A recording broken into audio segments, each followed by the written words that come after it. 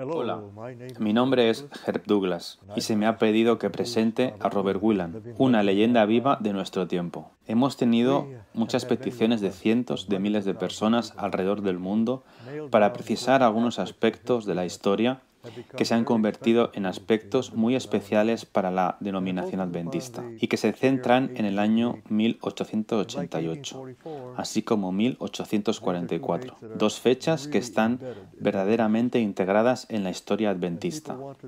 Y la gente quiere saber por qué esta fecha en particular, 1888, ha llegado a ser tan importante en la historia de la denominación. Y es para ellos por lo que damos hoy nuestro enfoque. Así que les presento a Robert Wieland, ministro desde hace 45 años, escritor de cerca de 25 libros. Te damos la bienvenida, Bob. Gracias. ¿Qué has estado haciendo durante estos 45 años? Bien, son más de 45. Hay que remontarse al año 1929. ¿Fuiste siempre adventista? No, nací en un hogar luterano. Y después nos mudamos. Mi familia se mudó a una ciudad en la que no había iglesia luterana. Y fuimos a la iglesia presbiteriana. Y descubrí la verdad del sábado en la escuela dominical presbiteriana. Muy bien, toda una historia. Y me posicioné a favor del sábado. Era el único chico adventista en mi instituto durante 4 años. Así que empecé a tener luchas. ¿Por la tarde del viernes? Sí. Tocaba el violín bastante bien en aquellos días. Me pidieron que tocara en una fiesta o algo así y yo no pude hacerlo. No podía ir a ninguno de los muchos partidos que se hacían. Llamaba la atención por ser el bicho raro, continuamente durante toda la época del instituto. Después, en mi último año, la facultad me pidió que representara a nuestro instituto en el certamen académico del estado de Florida en literatura inglesa y gané el primer lugar en el estado de Florida. ¡Qué bien! Eso me dio 2 becas. ¿Dónde? En la Universidad Stetson y la Universidad de Florida. ¿Pero? Pero tuve una especie de padrino, el vicepresidente de la Conferencia General, que me conocía desde que era un niño, y me sacó inmediatamente de la Southern Union College para mantenerme lejos de esas 2 universidades. Te quedaste sin beca. Y entonces trabajé transportando cemento mojado en una carretilla y en otros 23 trabajos más para labrarme un camino en la universidad para que pudiera aprender cómo ser un misionero. Así que te graduaste. Me gradué en 1939. ¿Y continuaste? ¿En qué trabajo? Bien, una gran historia. No había trabajo, ningún trabajo. Los años de la depresión. No, ese no era el problema. No lo era. Ya había descubierto el mensaje de 1888. ¿Cómo ocurrió eso? Bien, era mi último año en la universidad. Nuestro profesor de Biblia, Lindsay A. Simmons, que había conocido a Ellen White personalmente en Australia, nos dijo un día que el evangelista más famoso que teníamos, que siempre vestía un traje blanco, atraía la atención, y que bautizaba a gente a cientos, nunca entendió los 2 pactos. Y eso me chocó.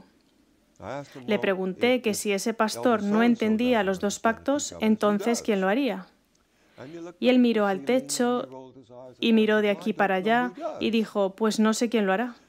Y yo dije, ¿dónde podríamos aprender sobre eso? Y lo he revisado recientemente. Fui a la biblioteca y cogí la revista Adventista y el Heraldo del Sábado, volumen 4 de 1939. Lo revisé todo y no había nada sobre el nuevo pacto realmente. Y dije, ¿quién ha trabajado sobre eso para que podamos aprender? Y él dijo, bueno, lo mejor que he leído fue en un libro titulado Las Buenas Nuevas, de E.J. Waggoner. Así que él trajo el libro, lo reservó para nosotros, yo lo leí. Yo era como John Wesley en aquella pequeña capilla, en aquella gran calle de Londres, como cuando Wesley leyó el comentario de Lutero sobre Romanos. y mi corazón extrañamente se calentó. Había descubierto el Evangelio como nunca antes lo había entendido. Verás, en el instituto, con todas aquellas luchas por el sábado, el director del instituto estaba molesto conmigo. Me dijo: Robert, debes leer el libro de Gálatas. Eso te enderezará en este asunto del sábado. Y yo leí Gálatas, pero no podía entenderlo. Fui a todos los campestres cada año, a la iglesia cada sábado. Nadie me explicó jamás Gálatas. ¿Ningún ministro? No. ¿Algún profesor? Nunca escuché un sermón sobre Gálatas. ¿Y entonces qué pasó? Cuando leí ese libro, comprendí al menos algo de lo que el Evangelio realmente es. Así es como empecé.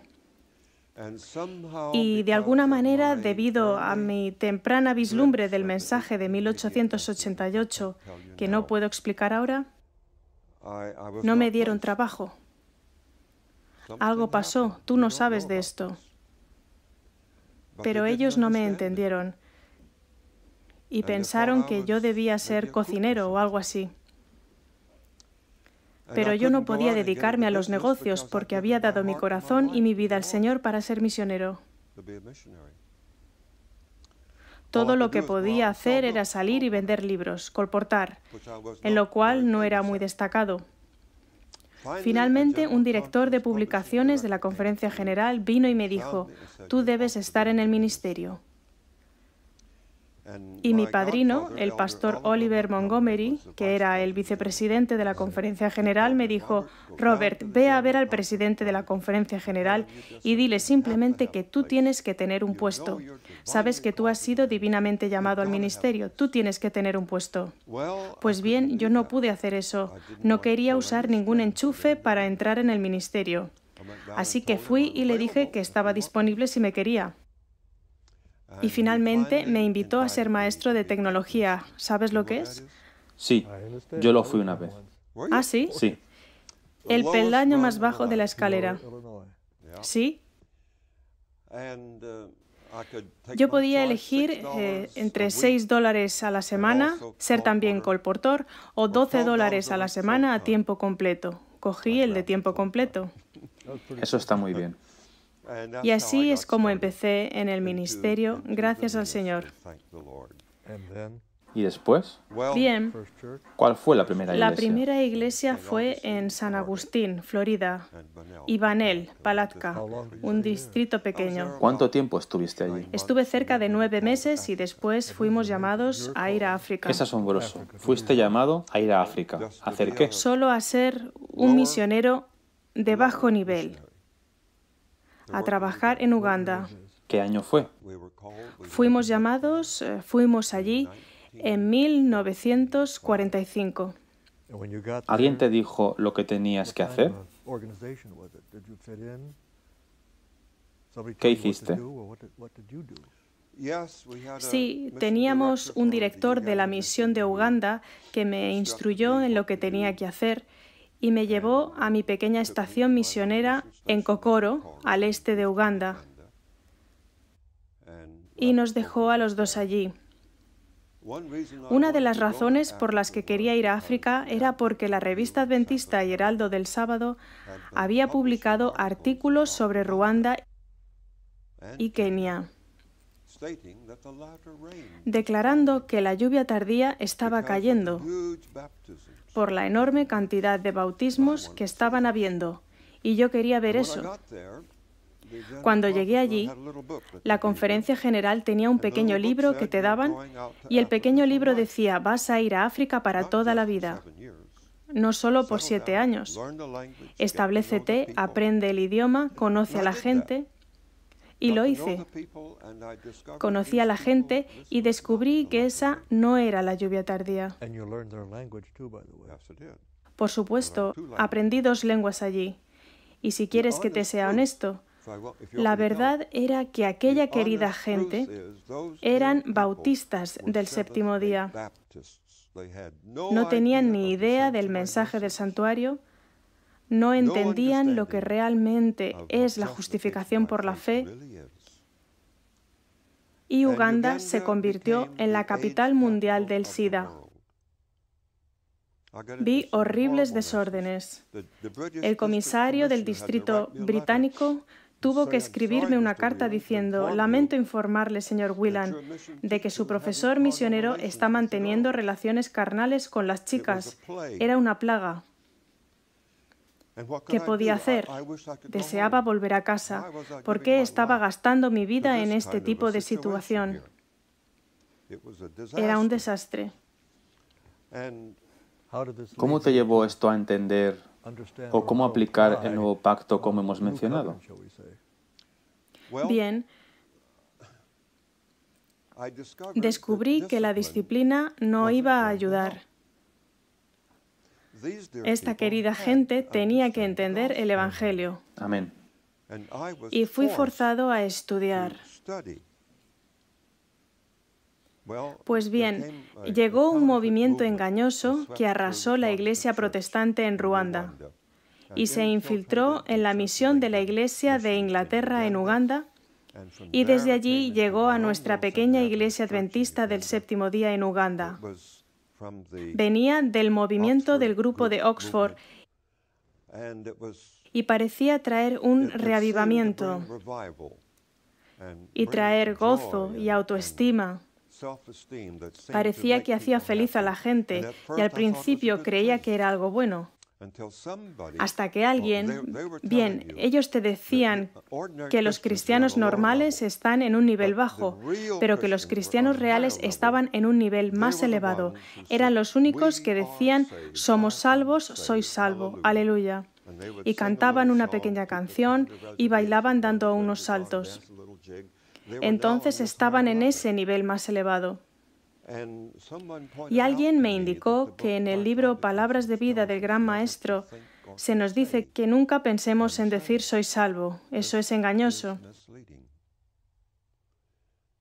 Y yo me di cuenta que estaba equivocado. Y me tomé el trabajo de estudiar, y cuanto más estudiaba, más me daba cuenta de lo que estas personas necesitaban comprender. Y era lo que ocurrió en la cruz. No estuvimos mucho, 3 años. Y después, a través de una misteriosa providencia, se nos dio la oportunidad de ir a casa de permiso. Fuimos allí para 7 años, pero técnicamente estábamos bajo la División Europea del Norte, que te daba solo 3 años y medio y después 6 meses de permiso. Y elegimos esto. Sin embargo, tuve que enfrentar ese movimiento fanático allí y descubrí la idea del ágape. Nunca aprendí eso en la universidad. ¿Qué significa ágape? El amor de Cristo nos constriñe.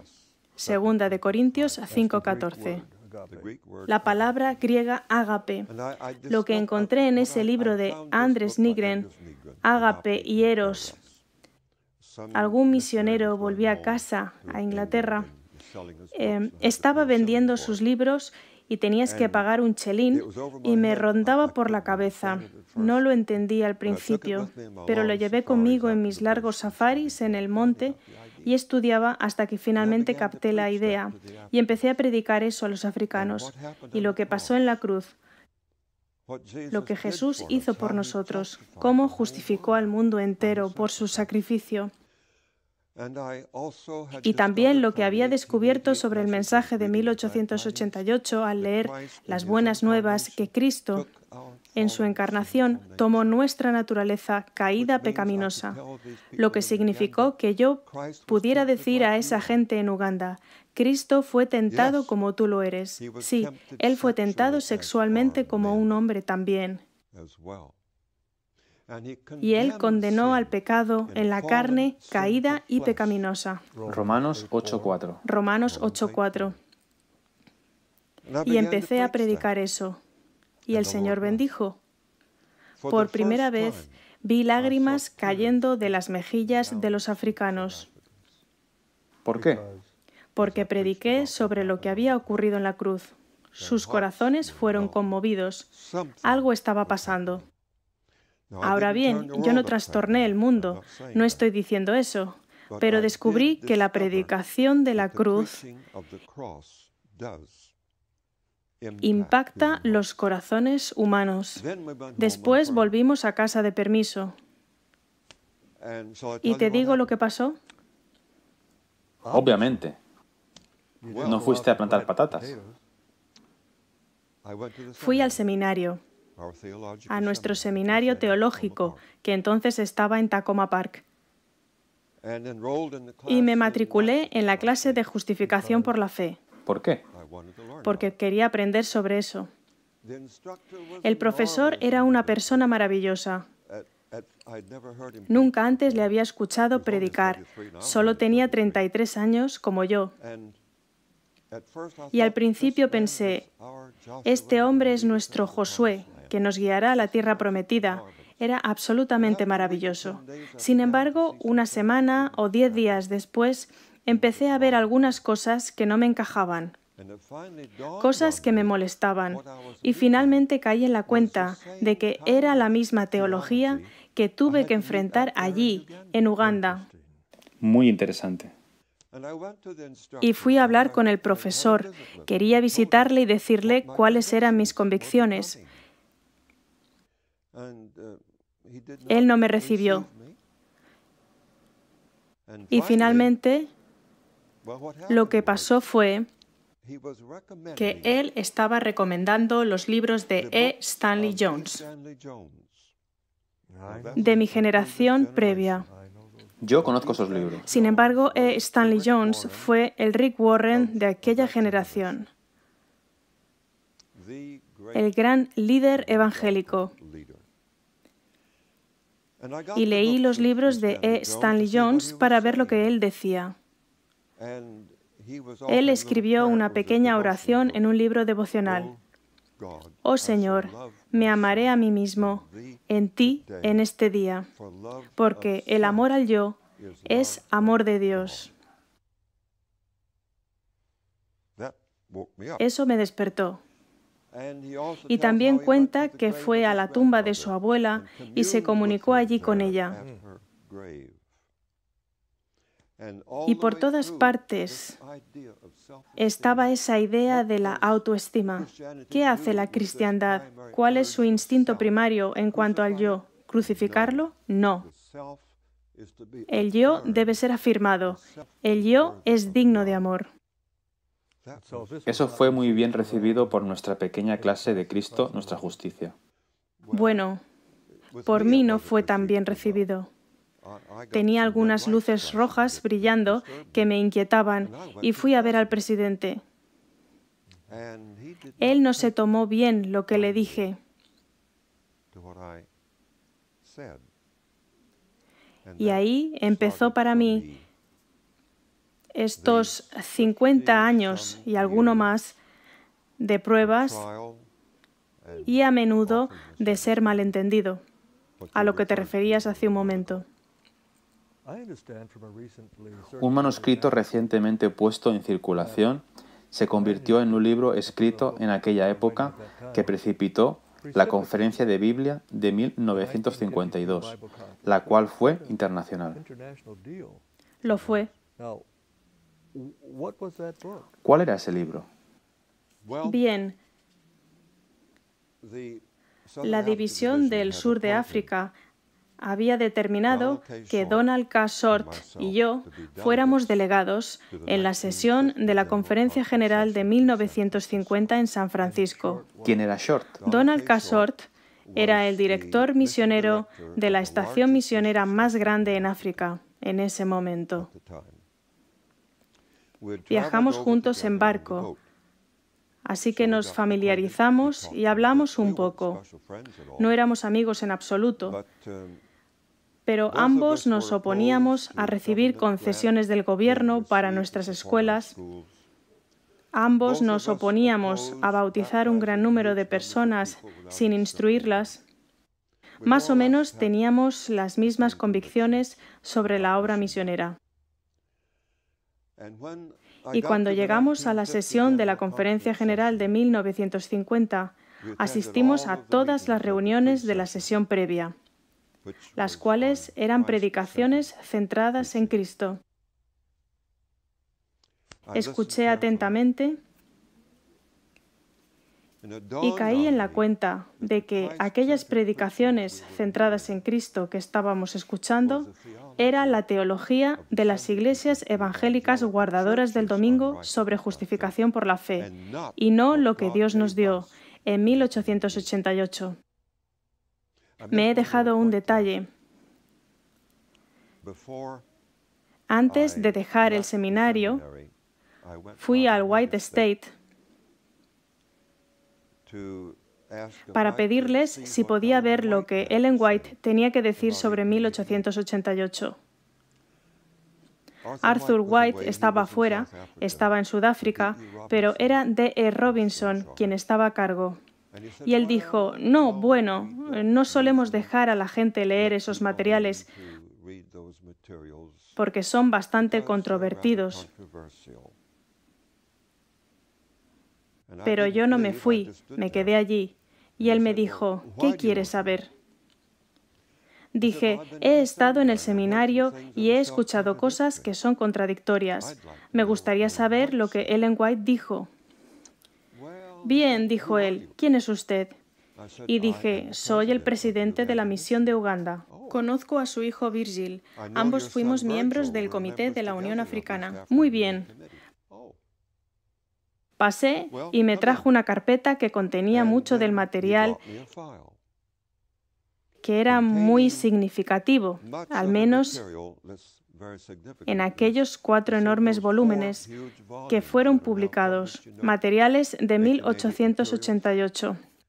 Leí su diario, sus cartas, documentos que daban una imagen totalmente diferente de lo que yo había visto en el seminario. Lo sé muy bien. Le pregunté si podía hacer una copia. Él dijo sí, si no la publica. Yo dije, no tengo ninguna intención de publicarlo. Así que llevé mi máquina de escribir portátil y mecanografié como un loco hasta las 5 en punto. Le pregunté si me lo podía llevar esa noche a mi casa y traerlo de vuelta al día siguiente. No, debe volver donde estaba, puede finalizar mañana. Pero al día siguiente él no me lo volvió a dar, pero no me pidió que le entregara mis notas. Y aquellas notas fueron la base de un manuscrito que escribimos para el Comité de la Conferencia General, titulado 1888 reexaminado. Lo presentamos a los hermanos de la Conferencia General el 16 de septiembre de 1950. Les dimos 16 copias.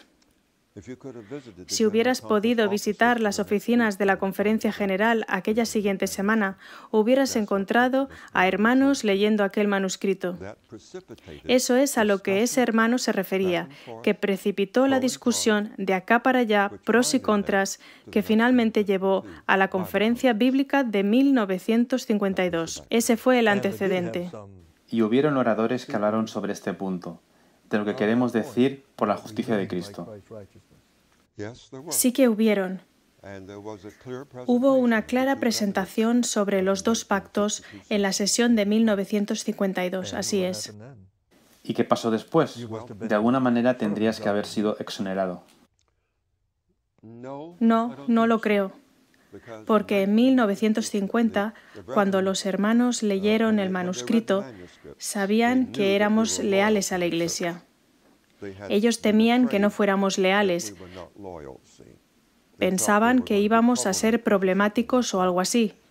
Y cuando leyeron 1888 reexaminado, ellos supieron definitivamente que sí, nosotros éramos absolutamente leales a esta Iglesia. Nos volvieron a enviar a África con su bendición. Sin embargo, nos pidieron que no enseñáramos el mensaje de 1888. En lugar de eso, vuelvan y prediquen la justificación por la fe. Creo que se referían a la versión evangélica. Sin embargo, en 1951 respondieron negativamente a nuestro manuscrito y nos pidieron que no lo pusiéramos en circulación. Mientras tanto, algunas copias, habíamos enviado unas pocas copias, nosotros las habíamos encuadernado y enviamos unas pocas copias a amigos íntimos personales y ellos les dieron salida y circularon. Y se creó la controversia. Hasta que finalmente, en 1987, lo revisamos y lo publicamos en un libro. Así que este es el antecedente de 1888. ¿Tienes algunos detalles significativos entre 1952 y los años 70, podríamos decir? ¿Te afectó de alguna manera en lo que respecta a la correspondencia que mantuviste con el liderazgo de la Conferencia General? Tuvimos una constante correspondencia con la Conferencia General. Recibimos cartas que eran muy críticas. Se oponían fuertemente a las posiciones teológicas que habíamos extraído de los escritos reales de Jones y Wagoner. Dudaste en cuanto a si realmente debías dejarlo y predicar Daniel 2 o algo así. Pero seguiste centrado en lo que pensabas que era el mensaje que necesitaba la Iglesia Adventista del Séptimo Día y el que el mundo necesita. En cuanto a qué clase de Dios estaba a cargo del universo. ¿Qué tipo de Dios moriría en una cruz? ¿Y qué significa todo esto para nosotros en cuanto a prepararnos para la traslación?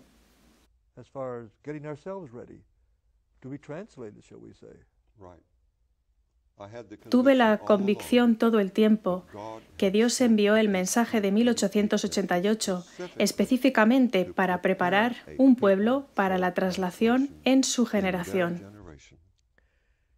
¿Puedes darnos una visión general, una vista panorámica de a lo que nos referimos con el mensaje de 1888? El mensaje de 1888 es el más precioso, según dijo Ellen White.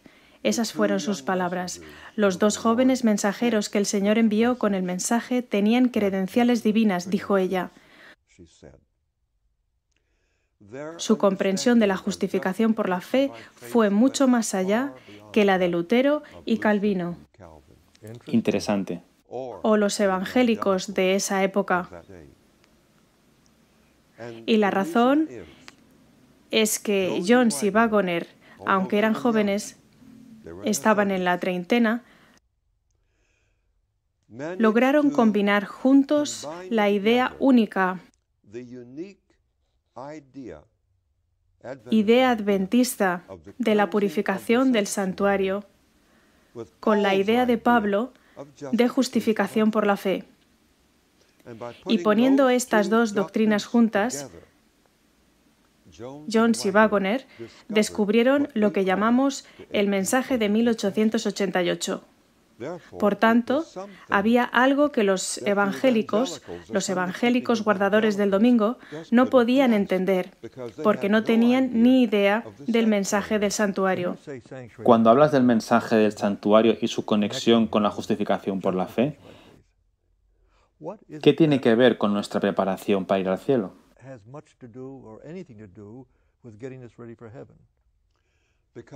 Porque el santuario celestial nunca podrá ser purificado hasta que, en primer lugar, todos los corazones del pueblo de Dios sean purificados. En otras palabras, somos un poco como ese santuario del que Dios está preocupado. Hay un santuario en el cielo. Hay literalmente un santuario en el cielo.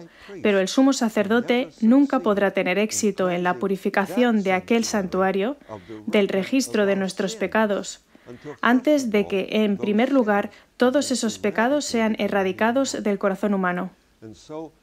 Así que no se trata de pecar y arrepentirse y volver cada sábado, arrepentirse otra vez y después volver a pecar más.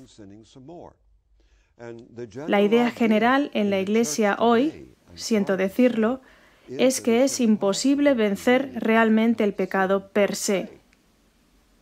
Lo mejor que puedes hacer es continuar arrepintiéndote. Y solo decir a la gente que Jesús pagó por todo de todas maneras. Estoy intentando diferenciar entre lo que dices, lo que están diciendo Jones y Wagoner y lo que la Iglesia evangélica dice.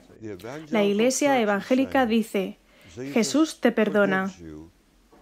Y tú vas y vuelves a pecar, porque tú nunca podrás realmente vencer al pecado per se. Jones y Wagoner dijeron que la doctrina adventista de la purificación del santuario significa que es posible vencer así como Cristo venció. Es posible para una generación prepararse para ser trasladados. ¿Y es bíblico? Jones y Wagoner dicen que es bíblico. Estoy completamente convencido que es bíblico. Es una enseñanza de este libro santo. ¿Puedes darnos un texto que lo exprese Sí. claramente? Quizá Apocalipsis 3:21. Bien, parece que empezaremos aquí con un pequeño estudio bíblico. Apocalipsis capítulo 3, versículo 21. Al que venciere le daré que se siente conmigo en mi trono. En otras palabras, ¿Cuál es la siguiente frase? así como yo he vencido y me he sentado con mi Padre en su trono. Encontramos algo tremendo aquí. En primer lugar, es posible vencer incluso como Cristo venció. Y número 2, nos dice que Cristo venció.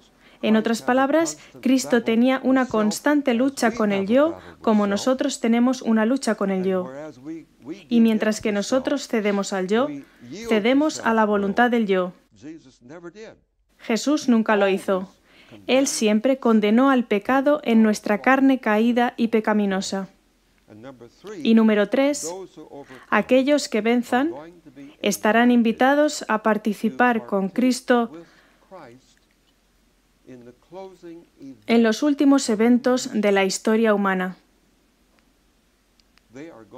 Serán invitados a sentarse con Él en su trono, aparentemente como miembros, de alguna manera, del Congreso Celestial o Parlamento. Tendrán una responsabilidad en poner fin al gran conflicto entre Cristo y Satanás. Me gustaría hablar de esto más tarde, porque tenemos poco tiempo ahora. Pero ¿ha habido algún líder de la Iglesia que te haya apoyado estos años, en los años 50, como hemos mencionado? Bien, hemos tenido numerosos comités para esto designados por la Conferencia General. Pero, ¿y en los años 50, cuando eras un joven y te sentías como si todo el mundo estuviera en tu contra? ¿No había nadie que te diera alguna ayuda? Es exactamente así como me sentía. Y cuando se me pidió que dejara el seminario, Grace y yo estábamos muy angustiados. Creíamos que el trabajo de toda nuestra vida estaba arruinado. Pero con el paso del tiempo, con este tema del espiritismo y Stanley Jones, tomé una posición e incluso escribí al presidente de la Conferencia General, diciéndole lo que me había encontrado, porque la revista Ministry estaba recomendando que los ministros adventistas de todo el mundo estudiasen Stanley Jones. No podemos estar con él en cuanto a los asuntos ecuménicos, pero ciertamente podemos estar con él en el tema de la justificación por la fe, porque él lo entiende claramente. Os ayudará a predicar la justificación por la fe. Cierto. Y sin embargo, él estaba enseñando espiritismo. Lo entiendo. Eso me agobiaba. Y finalmente descubrí... sí, su libro más reciente se titula El camino hacia el poder y el equilibrio. Conseguí el libro, lo leí, y esto fue cuando encontré aquellas oraciones. Oh Dios, me amaré a mí mismo porque el amor a mí mismo es el amor de Dios, etc. Y después un anciano pastor adventista retirado, expresidente de la Conferencia General, William A. Spicer, Un hombre honesto. escribía un pequeño editorial cada semana para la Review y escribió uno advirtiendo en contra del misticismo oriental que estaba infiltrando el pensamiento adventista, del cual una palabra clave es equilibrio. Sumé 2 más 2 y escribí una pequeña carta a Spicer. ¿Se podría haber referido al nuevo libro de Stanley Jones? Él me contestó sí. Le expliqué lo que había encontrado en el libro. Él me contestó con una carta escrita a mano y dijo: querido hermano Whelan, gracias a Dios que usted vio el mal en ese libro. Considero que Stanley Jones está haciendo la peor obra de cualquier agente religioso. Si otros protestan como usted lo ha hecho, podría hacer algún bien. Le contesté. Le dije, Pastor Spicer, yo no soy nadie. No puedo protestar. ¿Por qué no protesta usted? Usted es alguien. Me escribió de nuevo, me dijo, lo haré, pero no hasta después de la sesión de la Conferencia General. Todo el mundo estará pensando en eso y no lo leerán. Y lo hizo aquel verano. Sí, tuve apoyo de W.A. Spicer, el abuelo de todos los ministros adventistas. No hay duda sobre eso. Un hombre maravilloso. La Universidad de Spicer lleva su nombre allí en India. Vayamos ahora hasta los años 70. Bien, tuvimos algunos comités ad hoc. Parecía que los hermanos de la Conferencia General no podían dejar de lado esta cuestión. Correcto. Siguieron enviándonos cartas y presionándonos. Y bien, el problema es que 1888, reexaminado, acabó llegando a Australia y suscitó alguna controversia allí.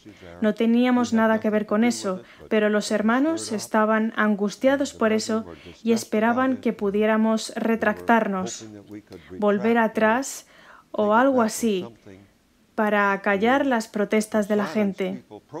Sí, y por esa razón se convocaron varios comités para eso.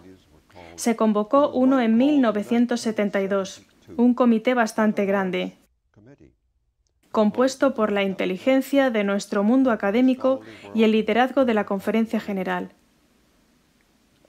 Y ambos, Short y yo, estábamos allí y fuimos interrogados. La reunión duró toda una semana. Y esto te sorprenderá. Los hermanos bajaron allí en el Santo Sábado y abrieron las oficinas de la Conferencia General para que el comité continuara el sábado por la tarde. Estaban tan molestos por este tema y me preguntaste si tuvimos algún apoyo. Pues bien, la totalidad del comité, que era un grupo bastante grande, se oponía totalmente a nosotros, excepto dos. Hubo dos hombres que se levantaron temprano por la mañana y reescribieron lo que ellos entendieron que eran nuestras tesis y nos apoyaron en una manera hermosa.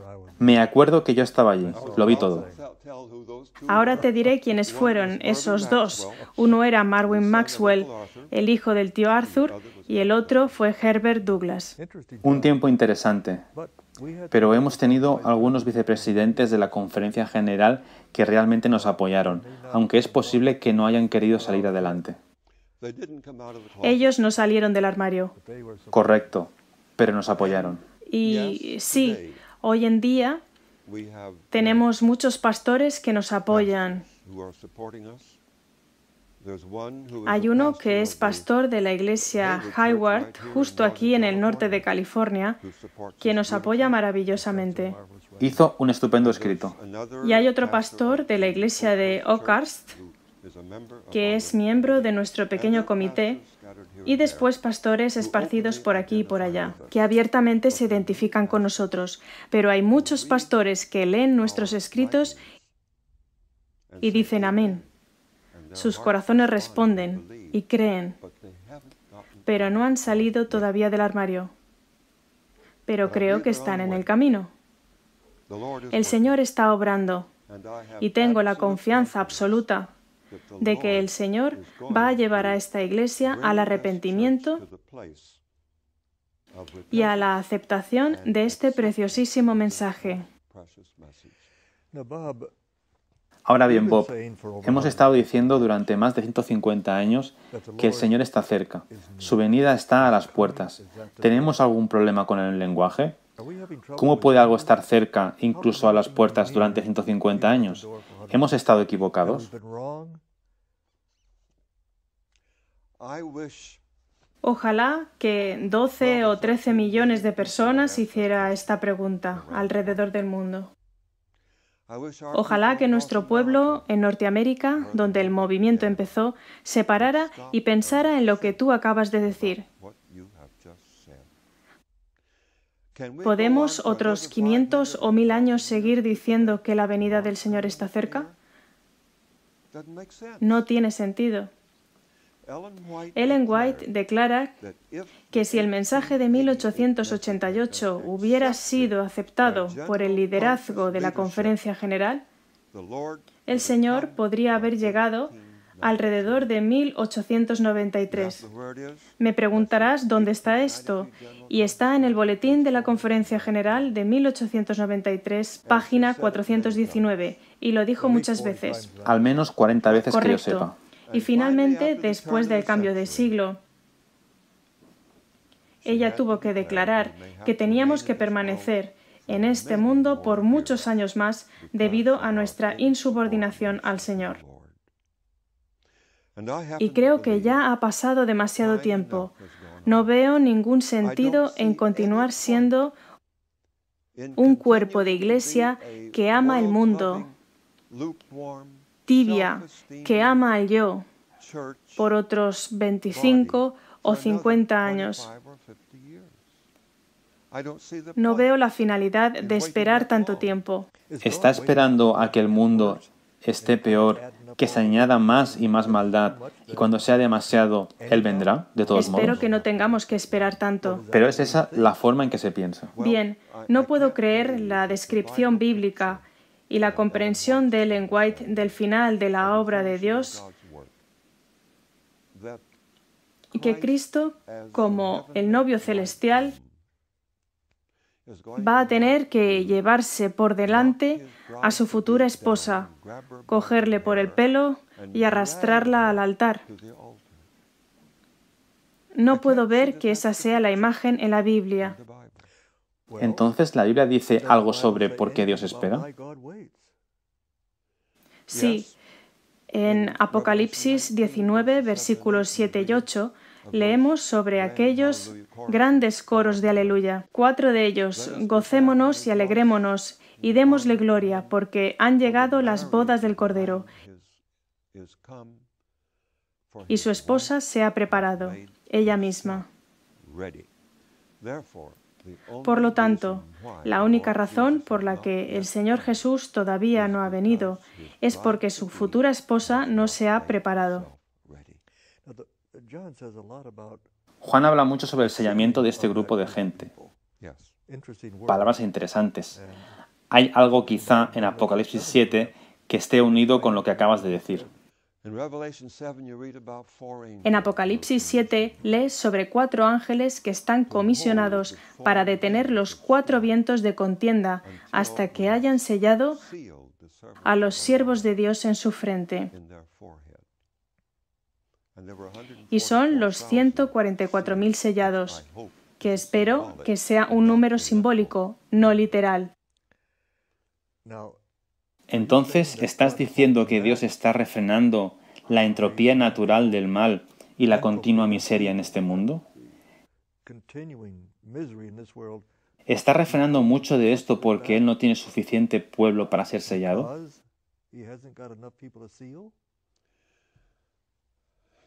Sí, Esta es una respuesta profunda, cuando dices sí. y no solo suficiente pueblo sellado. Quizá nadie esté sellado todavía, no lo sé. Pero ni tú ni yo podemos conducir hacia casa con seguridad por la autopista si no fuera porque Dios está deteniendo los 4 vientos de contienda un poco más. Pero ¿quiénes son esas personas? No tenemos ningún tipo de descripción de qué tipo de pueblo está Dios intentando sellar. Bien, cuando ellos son sellados, tenemos una descripción, sí. En sus bocas no fue hallada mentira, pues son sin mancha delante del trono de Dios. ¿De dónde sacas eso? No lo digo yo ni Ellen White, lo dice la Biblia. Apocalipsis 14, versículos 4 y 5. Un grupo de personas que vence como Cristo venció, que le siguen por donde quiera que va. Donde quiera que la verdad los dirija. Donde quiera que la verdad los dirija. El yo es crucificado con Cristo. ¿Eso es lo que el sellamiento significa? Que puedo poner mi sello de aprobación en ti. Correcto. Puedo confiar en ti. Correcto. Hay personas que están crucificadas con Cristo. En otras palabras, para mí dice que hay personas que finalmente entienden lo que ocurrió en la cruz, cuando Jesús murió. ¿Qué dice que Él escribe en sus frentes? Escribe el nombre del Padre. ¿No sería maravilloso tener escrita su firma en la frente de todos? Eso se hará. Este es mi pueblo. Puedes confiar en ellos. Espero que no sea un número literal. Un día me puse a calcular, ya sabes, si era un número literal, y sería 1,7 personas de todo el condado de California. No tendríamos muchas posibilidades de entrar en este grupo. Espero que sean 144.000 categorías de personas que venzan. Podrían ser los primeros frutos también. Sí. En otras palabras, hay algo sobre el mensaje de 1888 que acelera este proceso del sellamiento de las personas, para que Dios pueda decir: finalmente hemos llegado al momento en que el plan de salvación ha sido vindicado. Así lo creo. El mensaje fue enviado para ese mismo propósito, pero no fue bien recibido.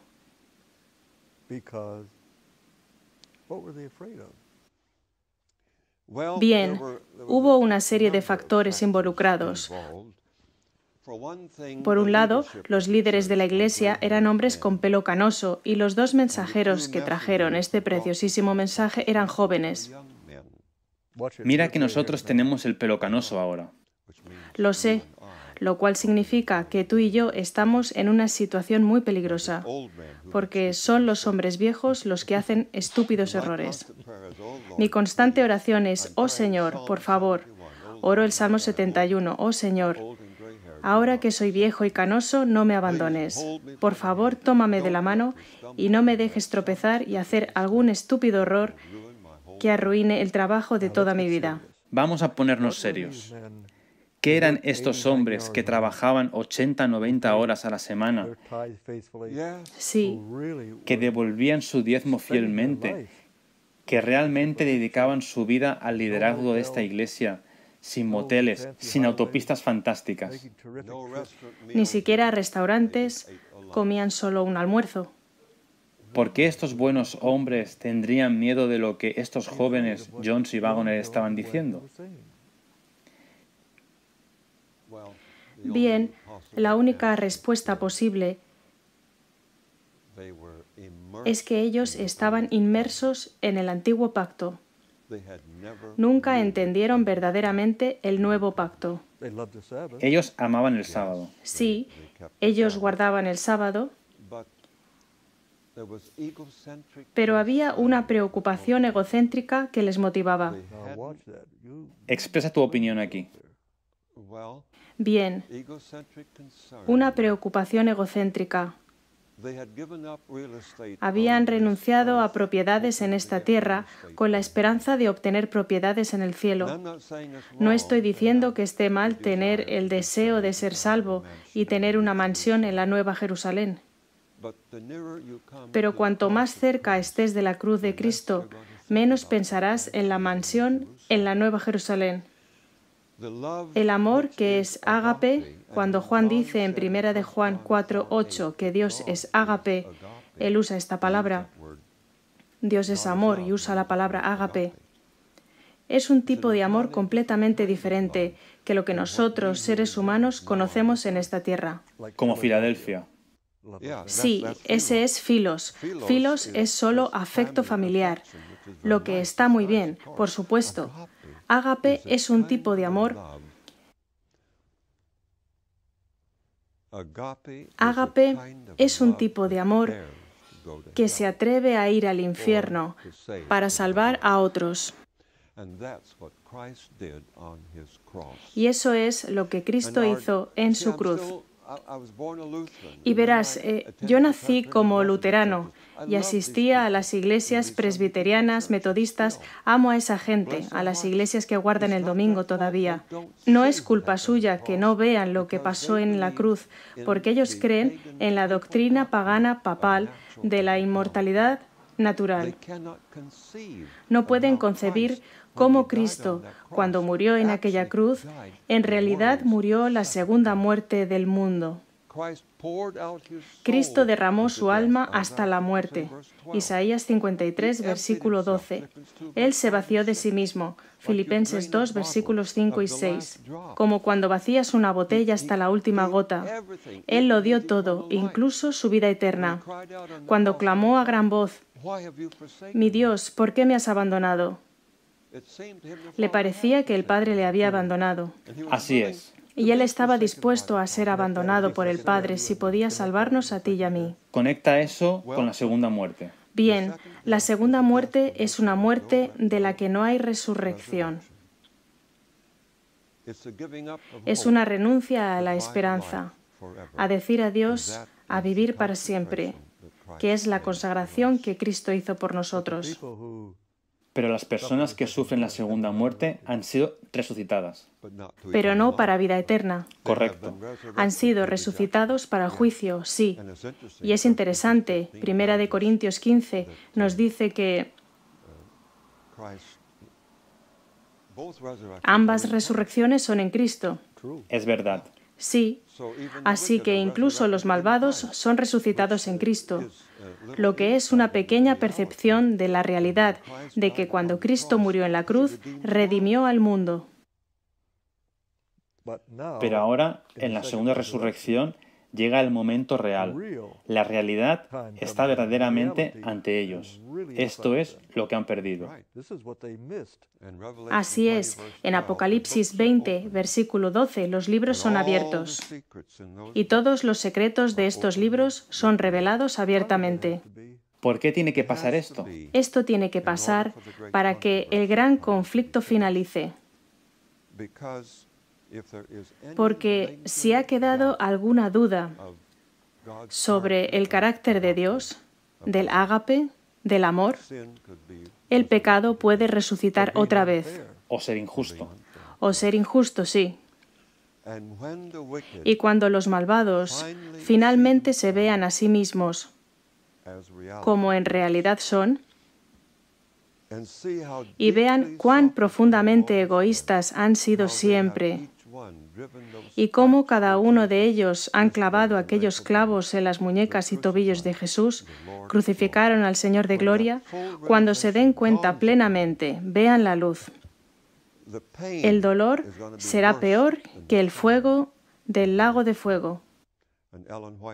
Y Ellen White nos dice en El conflicto de los siglos que ellos darán la bienvenida a la destrucción. A veces cuando predico me dejo llevar y digo que después de que se abren los libros y tiene lugar el juicio y los malvados finalmente se dan cuenta de quiénes son, que su nombre es Esaú, tenían la primogenitura en sus manos. Dios se la había dado a ellos. No era meramente que Dios se la había ofrecido, se la había dado. Ellos la tenían, pero ellos la desecharon, la vendieron, la menospreciaron. Ellos querrán saltar al lago de fuego. Suena como Getsemaní de nuevo. Sí. Y los 144.000 van a pasar por el Getsemaní, en el lado correcto. Y orarán como oró Jesús: Señor, no se haga mi voluntad, sino la tuya. Una completa crucifixión del yo. Ahora bien, la sensación general entre los adventistas del séptimo día hoy es que este tipo de experiencia está más allá de nosotros. Es imposible. No somos capaces de pasar por el Getsemaní de esa manera. Tendremos que morir, ir a la tumba, resucitar en la primera resurrección.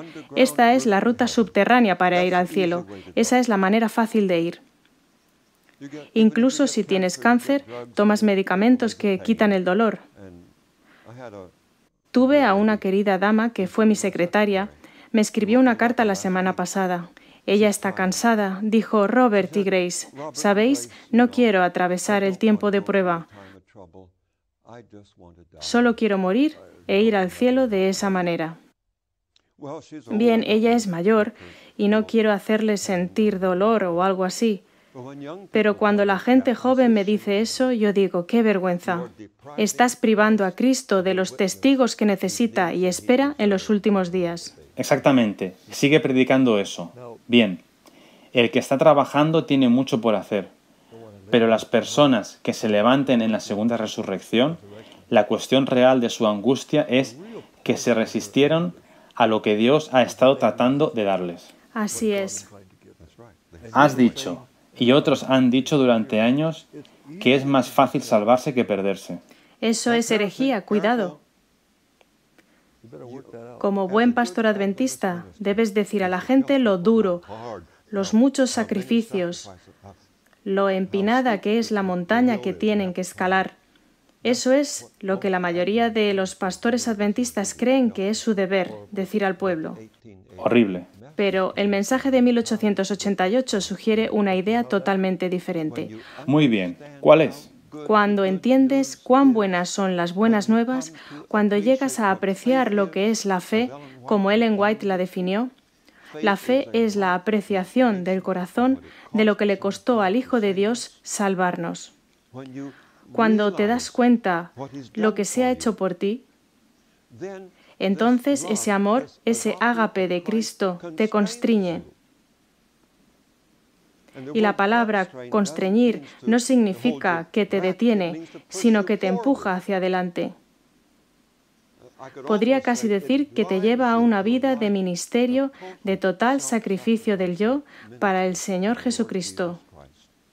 Y Pablo nos dice en 2 de Corintios 5, 14 y 15, cuando dice que el amor de Cristo nos constriñe, porque así nosotros juzgamos.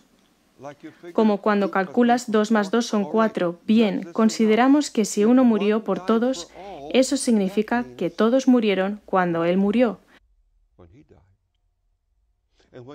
Y cuando te das cuenta que tú perteneces a esa tumba eterna, que te mereces la muerte eterna, y te das cuenta que el Señor Jesús, tu hermano mayor, te lo quitó para darte vida eterna en su lugar.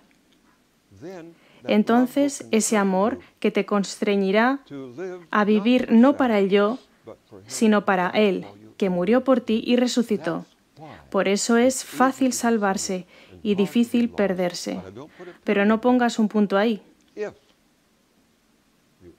Si entiendes cuán buenas son las buenas nuevas.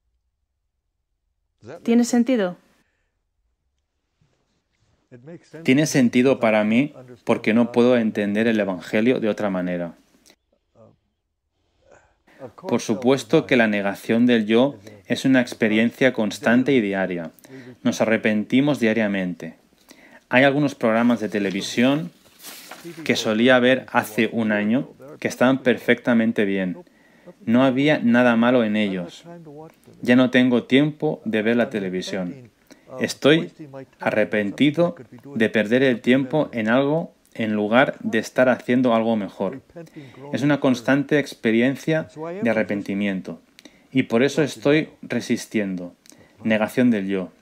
Sin embargo, tengo a todos los ángeles del cielo y al Espíritu Santo para ayudarme en eso. Cuando estoy haciendo algo, eligiendo hacer algo un poco menos que lo mejor, no tengo la ayuda del Espíritu Santo conmigo. Voy por mi cuenta. Pero cuando estoy escogiendo algo que el Señor quiere que haga, tengo el poder del Espíritu Santo. Así es como yo lo veo personalmente. Es suficiente para mí. Verás, cuando nos arrodillamos con Jesús en el huerto de Getsemaní y permanecemos despiertos, no como Pedro, Santiago y Juan, pero si por la gracia de Dios permanecemos despiertos en el huerto de Getsemaní, será fácil para nosotros negar al yo y seguir a Cristo. Verás, este es el asunto de todo, el tema del sellamiento, Así lo creo. en lo que a mí respecta, porque el sellamiento es simplemente desarrollar patrones neuronales que te haga más fácil decir que sí la próxima vez o decir que no, lo que sea más apropiado. Cuando yo estaba aprendiendo a escribir a máquina, era difícil para mí cuando no había ninguna letra en el teclado, ningún número, y tenía que mirar a la pizarra donde había un gran cartel A, B, C allá arriba, e intentaba encontrarlo abajo en el teclado. Sabía que nunca superaría ese curso. Pasaron las semanas y escribía 10 palabras por minuto. Pero, ¿sabes? Conseguí escribir 70, 80 y 90 palabras por minuto. Y nunca miré el teclado. ¿Por qué? Por mis patrones neuronales. Todos esos caminos estaban en su lugar correcto por la repetición, porque lo hacía una y otra vez. Y cuando eliges ser una persona amable y bondadosa una y otra vez, por la gracia de Dios, te conviertes espontáneamente, de forma natural, en una persona amable y cortés. Cada tentación que te golpea encontrará la misma respuesta, condenando el pecado en la carne. Y cuanto más lo condenes, será más fácil. Por eso es fácil salvarse. Así lo creo. Creas esos patrones neuronales. Así Dios puede confiar en ti para siempre, porque tus rutas neuronales están tan incorporadas que no volverás a decirle que no otra vez. Ahora bien, esa idea de que es más fácil salvarse que perderse fue para mí una idea totalmente nueva. Durante toda la etapa universitaria y durante todo el seminario, nunca escuché esta declaración hasta que lo leí en los escritos de Jones y Wagoner. Ambos tenían esta idea. Estoy de acuerdo, y así lo recoge El Camino a Cristo y en otras partes con la misma redacción. Bien, está en el Discurso Maestro de Jesucristo, página 139 en inglés. Hay una declaración muy clara, porque la mayoría de la gente tiene la idea que Ellen White está especializada en decir lo duro que es seguir a Jesús. La gente tiene esa idea, que ella lo hace aburrido y lo más difícil posible. Eso es porque no leen sus escritos. Bueno, no tanto como debieran, pero en la página 139 dice: no deduzcamos, sin embargo, que el sendero ascendente es difícil y la ruta descendente fácil. ¿A todo lo largo del camino que conduce a la vida eterna? No, a todo lo largo del camino que conduce a la muerte hay penas y castigos, hay pesares y chascos, hay advertencias para que no se continúe. El amor de Dios es tal que los desatentos y los obstinados no pueden destruirse fácilmente. Cierro comillas. Te contaré mi propia experiencia personal, mirando también a la experiencia de 1888 y viéndome a mí mismo aprender más sobre el tema del gran conflicto y ver cómo Ellen White lo desarrolla para mí. Me ha hecho una persona más tranquila y feliz. No podría ser más feliz conociendo lo que conozco hoy. Gracias a Dios. Y de alguna manera el Señor ha puesto en todos nosotros que quiera responder a su sencilla invitación a hacer conocer esta felicidad. Se es más feliz siguiendo a la verdad donde quiera que te lleve. Y yo tengo esta convicción, que si solo hubiéramos dejado que el pueblo supiera cuál es este preciosísimo mensaje y lo entendieran, producirían el evangelismo más eficiente que hemos soñado. Porque cada miembro de Iglesia que acepte este preciosísimo mensaje se convertirá en un evangelista en lugar de él mismo. La anciana compartirá el mensaje con sus vecinos. Porque será feliz por primera vez en su vida. Sí. Y aquellos que enseñan a los niños y niñas en la cuna, en el jardín de infancia y en las clases primarias, en lugar de predicar ideas del antiguo pacto, les darán el exuberante y gozoso mensaje del nuevo pacto, y el club de exploradores será transformado. Muy bien, Bob. Creo que ha llegado el momento en el que expliques en mayor detalle lo que quieres decir con las diferencias entre el antiguo pacto y el nuevo pacto.